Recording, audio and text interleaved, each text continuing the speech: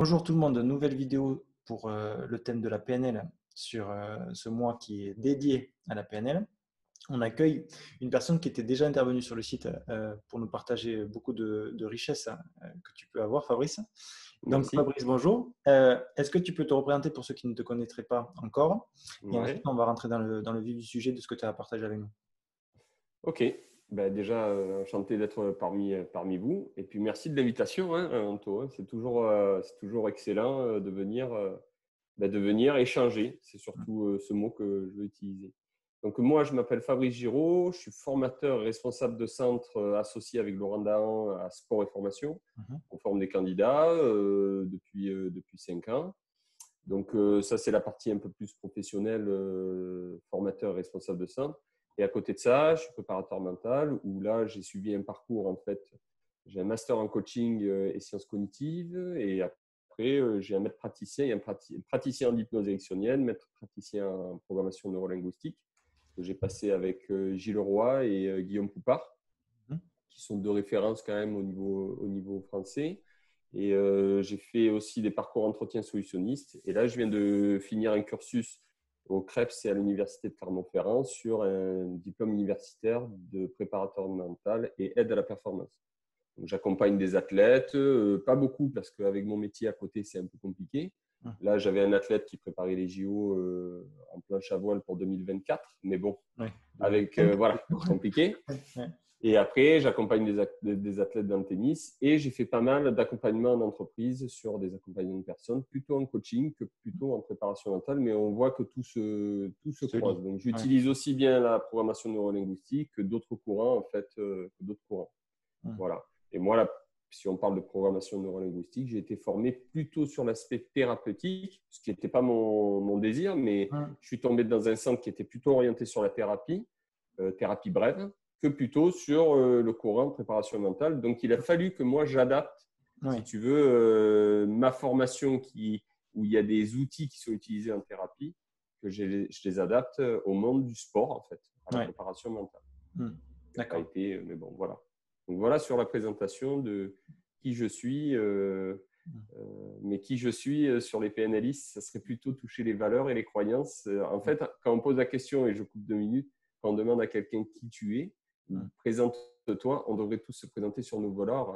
J'aurais pu me présenter en te disant, je suis quelqu'un de courageux, Ouais. je suis quelqu'un qui est passionné. Mes croyances, c'est que tout est réalisable, puisque Mhm. moi, je n'étais pas un produit de l'école. Mais Mhm. voilà, tu vois, donc voilà les paramètres qu'on peut trouver sur la logique de la programmation neurolinguistique. Donc, du coup, tu me dis qu'il y en a deux différentes. Il y en a une qui serait plus sur l'approche thérapeutique et une qui serait plus prépa mentale. Ben, si tu veux, dans tous les courants qu'on peut retrouver en préparation mentale, tu vas toujours avoir des aspects qui vont être différents. Tu as le monde de l'entreprise où les gens vont adapter en fait les outils au Mm. monde de l'entreprise. Tu as le monde du sport qui est vraiment de prédilection pour le coup pour aujourd'hui. Mm. Tu as le monde de l'accompagnement personnel qui est plus sur les côtés thérapeutiques. Donc, en fait, suivant comment tu as été formé, il va falloir que tu t'adaptes en fait au contexte. Mm. Ce qui est, même si tu retrouves les mêmes outils, même si tu retrouves les mêmes présupposés, les mêmes philosophies, ce que je veux dire, mais à un moment, tu peux pas. On va dire que dans le monde du sport, il y a un caractère plus génératif, ce que je veux dire, que thérapeutique solution que tu peux trouver dans le monde thérapeutique. Moi, Ouais. personnellement, et après, il faut faire des choix personnels. Moi, personnellement, la thérapie à proprement dit, je suis ni psychologue, ce que je veux Ouais. dire, et je ne me revendique pas là-dedans. Je ne suis pas médecin, je ne suis pas passé par la médecine. Je suis passé que par les courants alternatifs, qui sont hormis des cursus universitaires, à part le dernier diplôme, comme Ouais. je te dis, parce que je voulais voir comment ça se passait. Mais voilà, donc tu t'adaptes au contexte dans lequel tu es. On va dire que dans le sport, à proprement dit, ce qui me plaît, c'est qu'on est orienté sur la solution, orienté sur les objectifs, orienté sur la performance Mm. ou sur le bien-être de la performance, qui est un autre paramètre. Et voilà, moi, ce qui m'intéresse, c'est plutôt cette dimension du sport. Mais j'ai été formé avec des psychologues et des personnes du médical. Pour plus moi, en hypnose, par exemple, j'étais beaucoup avec des infirmières ou des infirmiers qui travaillaient dans les urgences pour calmer les Ouais. douleurs, en fait. Mm. Tu Mm. vois. Alors que moi, personnellement, calmer la douleur sur un joueur de tennis, ça peut arriver, ce que je veux dire, qu'il ait une sensation hypothétique de membre fantôme ou alors une sensation de douleur, ce que je veux dire, où il a fait tous les tests inimaginables et finalement, il a toujours ce tennis elbow qu'il avait et à chaque fois qu'il arrive suivant le contexte, cette douleur revient. Et là, à un moment, je vais me dire, oui, peut-être que là, mais ça va arriver. Tu vois, c'est hyper rare, hein, ce que je veux dire. Nous, le joueur, il arrive, il te dit, voilà, j'ai des objectifs, j'ai des carences dans tel domaine au niveau de mon jeu où j'aimerais trouver des solutions. Tu vois, alors, j'aime pas le mot carence ni problème, j'aime plus le mot manque. Pour moi, il y a un vide qui s'est fait, ça veut dire que j'ai un non-savoir-faire. Et moi, en tant que préparateur mental, je vais m'atteler à dire bon, quel outil je prends, pourquoi je prends cet outil, quelle est ma didactique, quelle est mon évolution, quelle est ma didactique de préparation mentale pour qu'il puisse atteindre son objectif. Ok. Et donc, du coup, justement, ça me fait penser, enfin, ça me fait rebondir. Cette didactique-là que tu as là, c'est des choses que tu fais à partir de présupposés, c'est ça que tu as dit tout à l'heure? Alors, en fait, si on prend… on va dire quels sont les… Allez, on va poser l'idée, c'est quels sont les mots-clés, en tout cas, que tu peux partager avec nous sur voilà, cette PNL. Quels sont les mots qui ressortent souvent, tu vois, qui nous permettent de définir tout ce que c'est? Donc, ok. Ouais. Alors, je pense qu'il faut partir d'un point A. Moi, c'est moi qui suis comme ça. Hein. Moi, j'aime bien suis aussi. comme ça. Il y a des gens qui sont options, ils partent dans tous les sens. Moi, je suis quelqu'un qui suis assez dans une procédure. Alors, ça, c'est des mots qu'on peut retrouver en PNL, qui sont dans ce qu'on appelle les métaprogrammes. Ça veut dire chaque personne, avec son éducation, avec ses filtres, avec sa perception, se construit des procédures ou se construit des schémas cognitifs, on va dire, pour mieux réaliser les choses dans leur vie. Bon, moi, personnellement, j'aime bien que les choses soient mises les unes après les autres. Si on part vraiment de l'histoire en fait, de la PNL, je pense que c'est important de comprendre pourquoi en fait, on parle de programmation neuro-linguistique. Si on part de là, deux précurseurs qui sont Bandler et Grundler dans les années 70, aux États-Unis, en Californie, école Palo Alto, ce qu'on appelait aussi l'école du paradoxe, et qui partent en fait sur une idée qui est assez simple. C'est qu'est-ce qui fait qu'il y en a qui réussissent et qu'est-ce qui fait qu'il y en a qui ne réussissent pas pour faire une action ou pour faire quelque chose. D'accord, un bon orateur, un mec qui a une bonne mémoire, un mec qui arrive à soigner plus rapidement les autres. Donc, ces deux personnes, Bandler qui est plus de la psychologie enfin Grundler plus psychologue, Bandler plutôt un informaticien. Et il se pose la question comment ils font pour mieux réaliser ce que certains font que d'autres, tout simplement. Donc, ils prennent 3 figures d'excellence. Ils vont filmer pendant des mois. D'accord.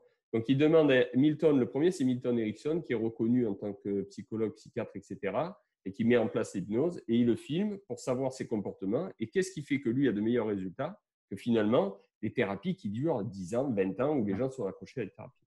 Donc, lui, il apporte toute cette dimension en fait, d'hypnose, de langage ericksonien, de parler à l'inconscient. En fait. Après, il s'oriente sur une femme qui s'appelle Virginia Satir. Et Virginia Satir, elle est spécialisée dans la thérapie familiale. D'accord. Donc, c'est elle qui crée d'ailleurs l'école de Palo Alto, enfin, qui initie l'école Palo Alto. Et là, ils vont plus dans tout ce qui est communication, relations humaines, et il la filme pareil, si tu veux. La troisième personne de figure d'excellence qu'ils vont filmer, c'est Fritz Perls, en fait. Et Fritz Perls, c'était un mec qui est à l'essence même de la Gestalt, un courant psychologique, si tu veux, et qu'on retrouve beaucoup, en fait, dans la programmation neurolinguistique. Et un dernier, tu as Chomsky, qui est plutôt sur la structure du langage.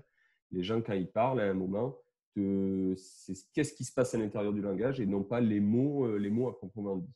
Donc, on part sur une programmation, c'est une partie limbique, si tu veux, de la programmation neurolinguistique. On programme, qui c'est qui se parle déjà le premier à soi-même? C'est nous-mêmes. On se programme. Je donne souvent l'exemple, le mec qui se dit tous les jours en descendant ses escaliers, imaginons que le mec, il est chez lui et si tu veux, il a des escaliers, mais il s'est planté un peu dans l'escalier dans la construction. Il a fait des escaliers, mais vachement pentus, tu vois, où il y a des petites marches, tu vois. Et tous les jours, le mec, il descend ses escaliers en se disant « Je vais me casser la gueule, je vais me casser la gueule, je vais me casser la gueule ». À ton avis, qu'est-ce qui va se passer un jour ou l'autre? À un moment donné, il va tomber, ça c'est sûr. Mais s'il se dit « Ces escaliers, je les ai faits comme ça, etc. Je vais acquérir de l'habileté à chaque fois que je vais passer une marche, je vais acquérir de l'habileté, qu'est-ce qui va se passer ?» il va plus développer de l'habileté. Tu vois, c'est un moment ce qu'on peut aussi appeler la pensée positive. Mais en attendant, on se programme personnellement. Ouais. Tu vois ce que je veux dire? Donc, d'une action qu'on a tous les jours, on fait des actions tous les jours, par habitude, parce que nous, on a le cerveau qui aime l'habitude, et par notre système nerveux qui veut se rassurer et qui aime ce qu'il connaît, eh ben nous, on va essayer d'aller chercher un peu plus loin en programmation neurolinguistique pour changer ce comportement qui, finalement, dans ce contexte-là, n'est pas là. Le mec qui éclate la raquette sur le terrain de tennis. Et qu'est-ce qui fait qu'il éclate la raquette? D'accord? Et là, nous, on va aller chercher là-dedans. Ça, c'est la programmation, en fait. Le neuro, il n'est pas vieux. Hein. Le neurosciences, c'est des années 60-70. Pareil, comment fonctionne le cerveau par rapport à l'amygdale, par rapport à l'hypothalamus, comment les interprétations, le filtre perceptionnel, etc. Donc, tout ça, c'est le neuro. Et après, tu arrives sur la partie limbique. La partie limbique, il y a beaucoup du Chomsky là-dedans. C'est tout ce qui est la structure du langage.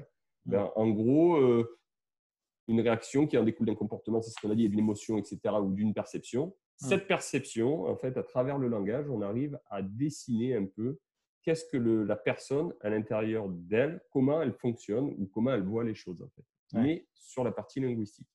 Programmation neuro-linguistique. Voilà. Okay. Donc ça, si tu veux, c'est l'essence un peu même.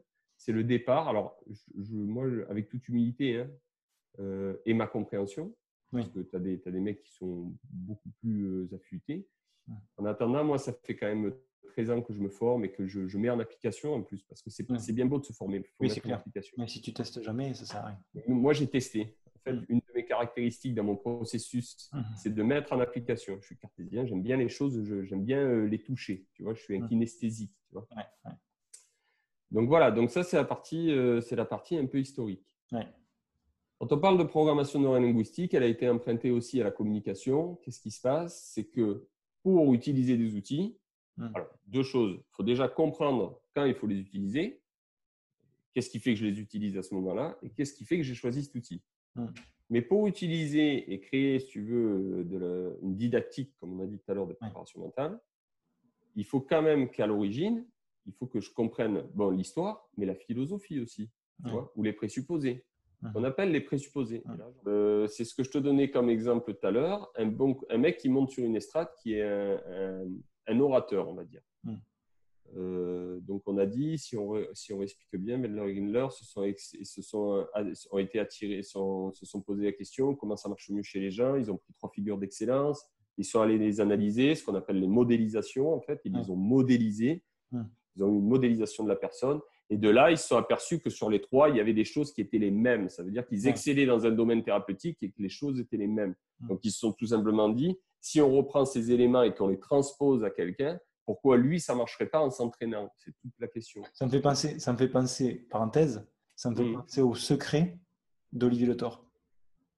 Eh oui. Qu'il a modélisé en allant voir des trucs à droite, à gauche, mais n'importe où. Des enfants du cirque qui n'avaient jamais joué au tennis. Qu'est-ce qu'il a repéré? Plan de frappe devant, instabilité à la frappe. Exactement. Voilà, exactement. On y est en plein dedans. C'est exactement, c'est ce qu'on appelle nous en PNL la modélisation. Ça veut dire moi j'aime bien appeler ça des talents en fait. Mais des talents, c'est pas le mec c'est pas la personne qui va te faire un triple salto. Ça veut dire que quand je vois, tu sais, moi, un talent où je suis subjugué d'un talent, c'est quand je vois des personnes prendre une feuille de papier, faire un dessin, ou alors une personne dessiner une maison, tu sais, ils dessinent, et d'un seul coup, la perspective en fait, que tu as sur le papier, tu dis, mais moi, je suis incapable de le faire. Donc, c'est-à-dire que ces personnes, est-ce qu'on pourrait se poser la question, est-ce que c'est génétique? Est-ce qu'elles sont nées en sachant dessiner une maison avec toutes les caractéristiques ou quoi? Mais non. À un moment, elles ont mis des habitudes, des processus en place, etc., pour réaliser un dessin qui est perceptible de tout le monde, qui est compréhensible. Moi, je trouve ça un talent. Donc, la première des choses en tant que PNListe, etc., si demain, moi, j'ai envie de me mettre au dessin d'architecture, je vais aller voir le meilleur et je vais lui dire, et je vais le filmer. Je vais regarder qu'est-ce qu'il fait. Est-ce qu'il lève les yeux? Est-ce qu'il est visuel? Est-ce qu'il est kinesthésique? Est-ce qu'à un moment, comment il bouge? Comment il pense? On va poser des questions avec le métamodèle. On reviendra sur le métamodèle après. Donc, si tu veux, on part sur ce présupposé qui sont que ce que je te disais, les présupposés, c'est par exemple une personne qui arrive on va prendre le cas du tennis, c'est mieux.